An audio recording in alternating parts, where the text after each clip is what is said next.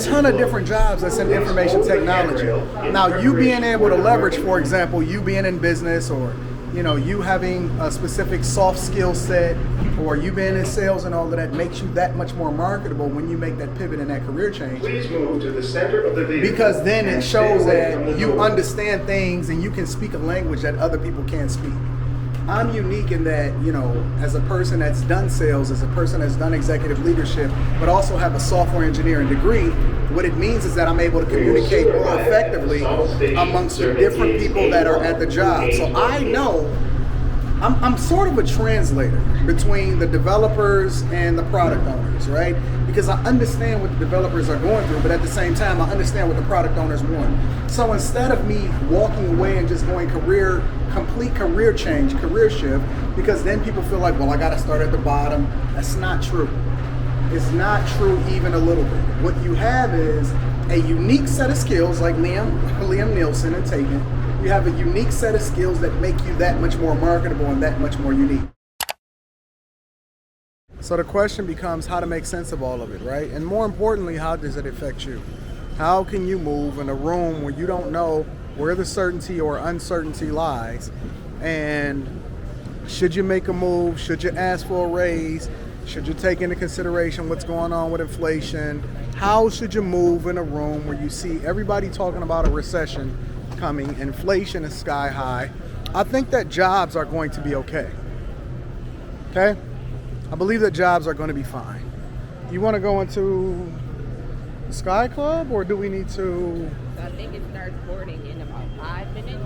But I mean, we should have time to run in there and grab something. You want to just go in this one right here? Yeah, that's cool. That's fine. I think that jobs are going to be fine, especially for those of you that have a unique skill set, or you're in a position to where, let's just say, for example, cybersecurity, software engineering, nursing, anything healthcare related, regular jobs, I think that they'll be fine because there's still a job shortage. There's still a ton of people. Give me a second, y'all. Hey, how you doing? There's still a ton of people that they need in order to be able to fill these jobs. Most people that I know are still working from home. A lot of these people have 2 remote jobs at the same time. So, make sure that you continue to lower your lifestyle. Make sure you're taking care of the debt. Continue to stack up, and then look to take advantage of what's going on. But as far as the economy and jobs, I think that the more, hey, how you doing? I think that the more important thing that we need to focus on is the inflation, and then your buying power and your spending power, and how it is that you can maneuver more effectively considering that what's going on in the economy, right? If I'm you, I'm focusing on making sure that I increase my skills and I'm not panicking. One thing that I am doing is I am kind of staying put, especially if you've only been at the job for about a year or a little over a year. Most times I don't suggest that people make job changes within 3 to 4 years, because you want to have that level of stability, right? Because it makes you that much more marketable, and you're able to acquire some skills and some talents and an opportunity to be able to level up in your job. Again, I think that jobs are going to be fine, but if I'm you, I'm making adjustments based off of the idea that, or I'm staying put and I'm making adjustments as far as my skill set. A lot of y'all are not taking advantage, and you did not take advantage of being a part of the pandemic, right? Part of the pandemic allowed for people to be able to add skill sets, add second jobs, be able to improve where it is that they're online learning. These universities, they're basically incentivizing it for you to be able to level up and become the best version of yourself by adding a new skill set, adding a new, a new certificate or something like that. Some of y'all, and this is one of the problems that I'm having with y'all, some of y'all refuse to even be open to the opportunity of where things are going to go. I've heard multiple people call me and say, Anton, I can't be a software engineer. Yes, you can. Stop discounting yourself and stop doubting yourself, thinking that you can't do something when you absolutely can. You can do software engineering, you can do a career shift, you can do cybersecurity. and I don't even want to hear it as far as like how old you are.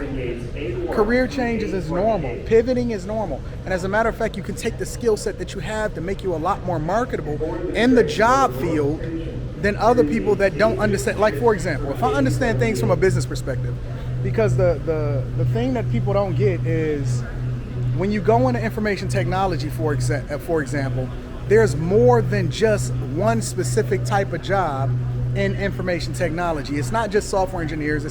It's not just, you know, executive leadership. You got scrum masters, you got product owners, you got project managers, you got all different types of people that do all of these different jobs. It's a ton of different jobs that's in information technology.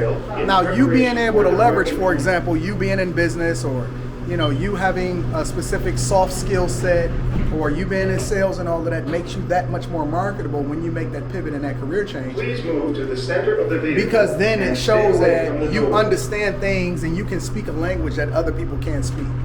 I'm unique in that, you know, as a person that's done sales, as a person that's done executive leadership, but also have a software engineering degree, what it means is that I'm able to communicate more effectively amongst the different people that are at the job. So I know I'm sort of a translator between the developers and the product owners, right? Because I understand what the developers are going through, but at the same time, I understand what the product owners want.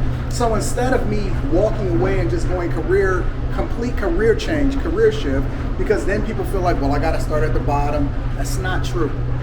It's not true even a little bit. What you have is a unique set of skills, like Liam Nielsen and Taken. You have a unique set of skills that make you that much more marketable and that much more unique. It's sort of like finding a wife. All you got to do is find one job at a time. You don't have to be marketable to all Fortune 500 companies. You just have to be marketable enough to be able to get the job that you want, and then be able to market yourself or learn the skills that you need to continue to go towards the direction that you really want to go in. So don't sit here and discount yourself or think that you are not as marketable as you can be. Just add to your skill set. I think that it's going to be fine in the jobs market.